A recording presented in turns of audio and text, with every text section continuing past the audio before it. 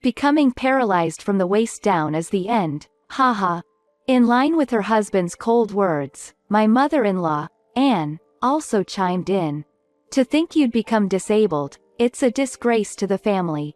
She confronted my beloved brother-in-law, Matthew, whom I had once adored, with these words. I am Lily, living with my husband, Josh. We both work, but Josh never helps with any household chores. I was constantly overwhelmed, juggling work and housework. On top of that, we live in an apartment, just a few minutes away from my in-laws' house, and Anne often called me over, causing further troubles. In essence, Anne only saw me as a maid, and burdened me with her personal care. At times, she even called me like a taxi substitute. I'm going shopping, give me a ride. She would say such things. Anne, who loved shopping, would go out here and there, buying things she liked. I couldn't help but wonder where the money was coming from. Since Anne didn't have a job, I assumed that my husband's brother, Matthew, who lived with us, was providing the money, but he never seemed to get involved. Anne always boasted about Matthew, saying, Matthew is such a kind and capable boy. I'm proud of him for graduating from a prestigious university and landing a job at a top-tier company. She would tell me such stories too. On the other hand, my husband, who is the second son, seemed to receive harsh treatment from Anne. No matter what Josh does, he's always mediocre. His school grades can't compare to Matthew's, and the company he works for is third-rate. On top of that, his wife is ugly and clueless.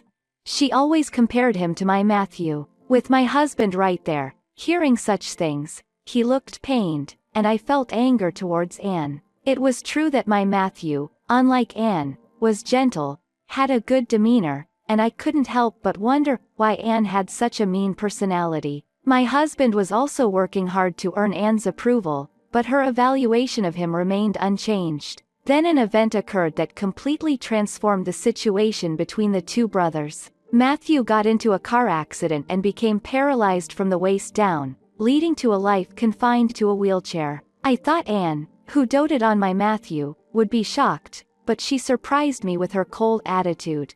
Lily, you take care of Matthew. I'm old, so I can't do any caregiving. She burdened me with the care of my Matthew. While my Matthew wasn't completely bedridden, he couldn't move without a wheelchair, and it seemed challenging for him to handle the wheelchair alone. As I couldn't take care of my Matthew while working, I said to my husband, I can't do caregiving all by myself. In response, he coldly replied, I got it. We'll hire a helper, so stop complaining. He also adopted a cold attitude towards me. Furthermore, Anne even said, to think Matthew would become disabled. It's a disgrace to the family.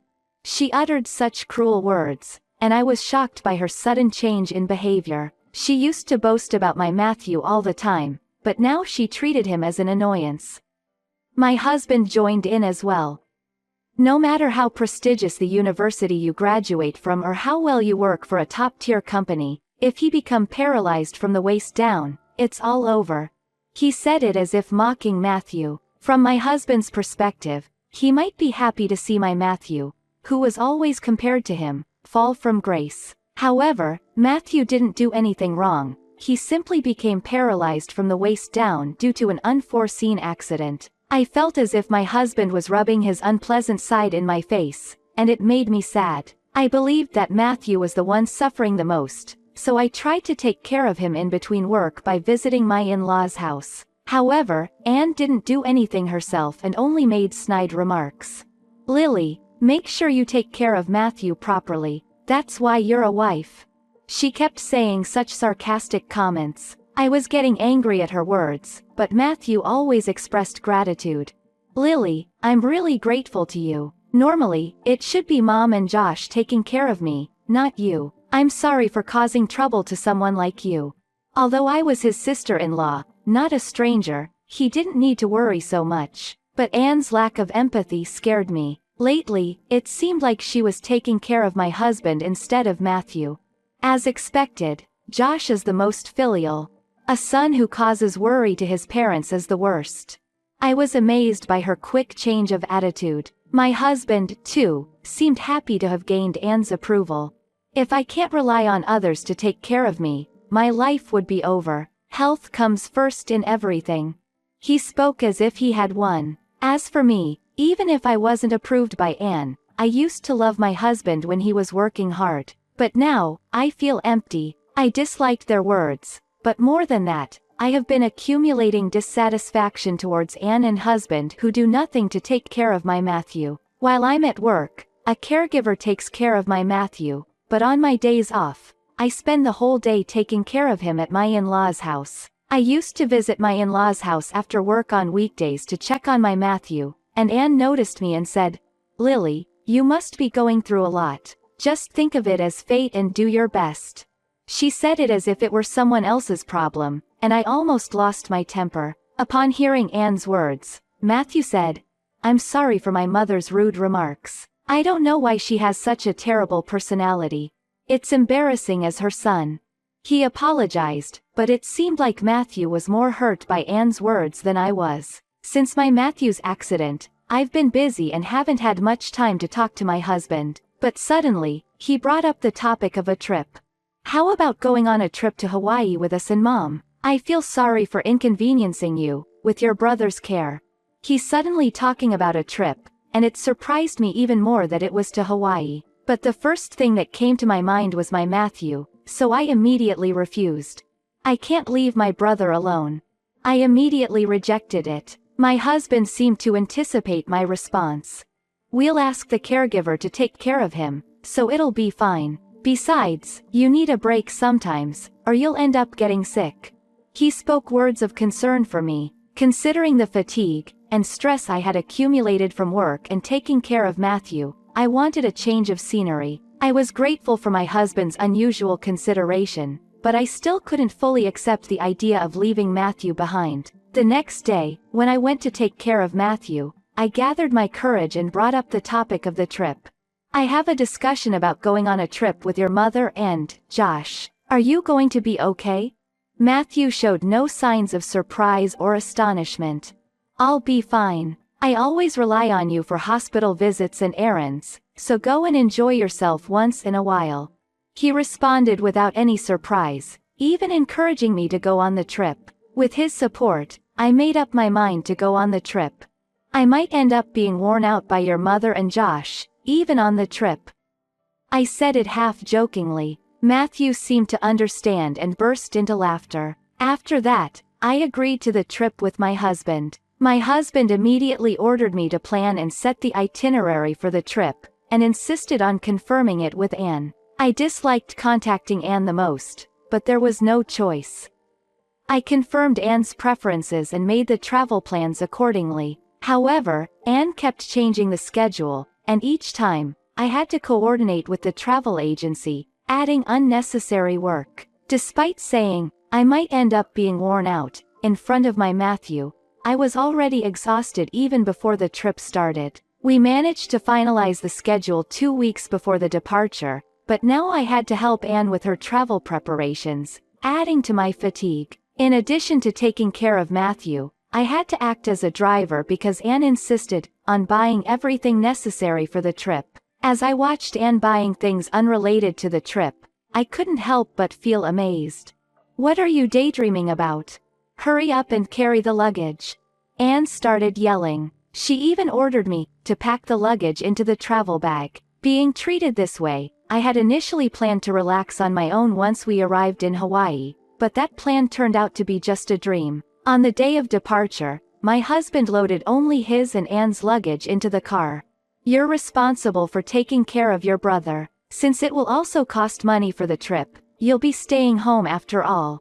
He said it with a smirk on his face. And Anne said, "Hiring a helper would cost money. You're always taking care of Matthew, so it's only fair that you stay home during times like this. Besides, it won't cost anything if I ask you," Anne said, laughing merrily, and I lost the energy to get angry. It seemed like their plan all along was to leave me behind, making me handle the troublesome tasks such as coordinating with the travel agency and making reservations, while they went on the trip by themselves. If I thought about it carefully, there was no way Anne, who saw me only as a maid, would take me on a trip to Hawaii. I had gotten carried away with the idea of going on the trip, and failed to see through Anne's and husband's scheme. I went to my in-laws' house as usual to take care of my Matthew. Wait, today was supposed to be the start of the trip. Matthew was surprised when I told him that Anne and husband had left me behind. I was the one who suggested the Hawaii trip.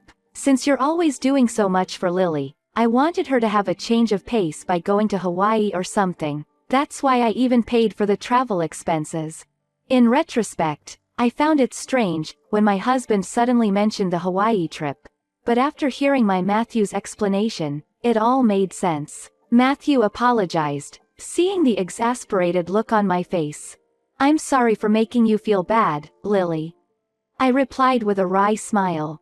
"It really does make you feel terrible, doesn't it?"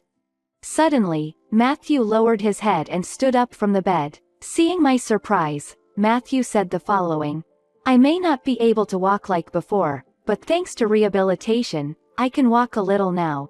He said it with a laugh. However, Matthew quickly turned serious and said, "From now on, I plan to live on my own. But before that, I want to get back at my mother and Josh. Will you join me, Lily?"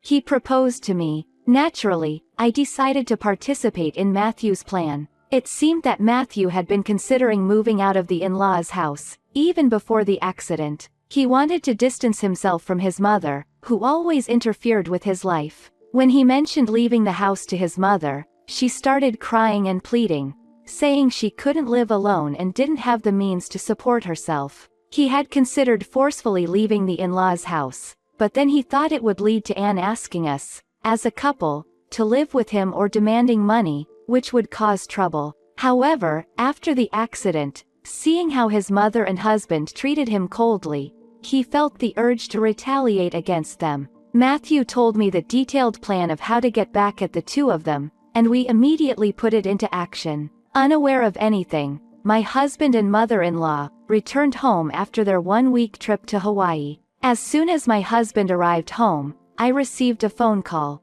"The apartment is empty. What do you mean by this? What about my belongings?" he shouted in panic. "I sent your belongings to your parents' house," I explained, and my husband muttered something incoherent. "I can't live with you anymore. I want a divorce." I made it clear. "Don't say such selfish things. I'm not getting a divorce." My husband became angry. I chuckled and said, "Who's being selfish here? I know you withdrew money from my account without my knowledge. I'm sure you gave it to your dear mother, didn't you? It's my money, so I will definitely have it returned." When I confronted my husband about giving money to his mother, he fell silent for a moment. After a while, he asked, "Where are you right now?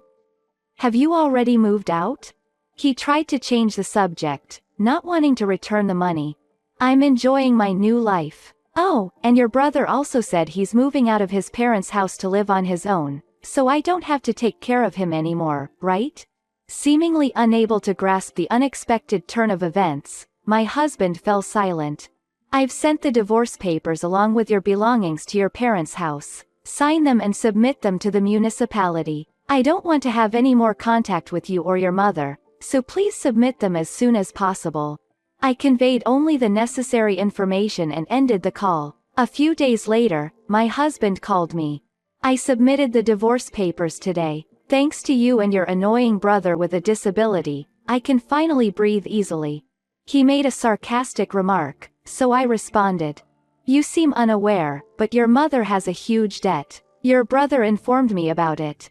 Well, good luck repaying it together. Enjoy."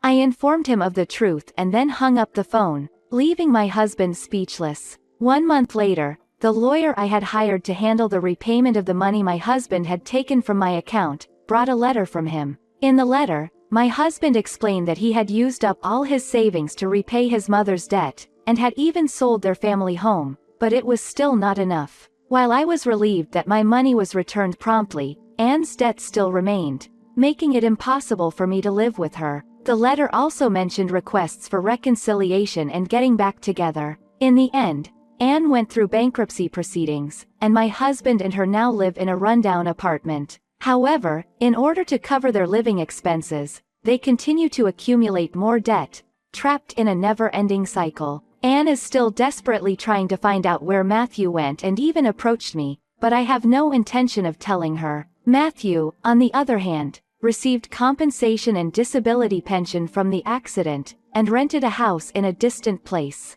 He continues his rehabilitation while working remotely. As for myself, I started living alone, free from the interference of my husband and Anne, and I'm enjoying a peaceful life. The revenge plan Matthew and I devised against my husband and mother-in-law has worked out so well, and it brings me a sense of relief and satisfaction.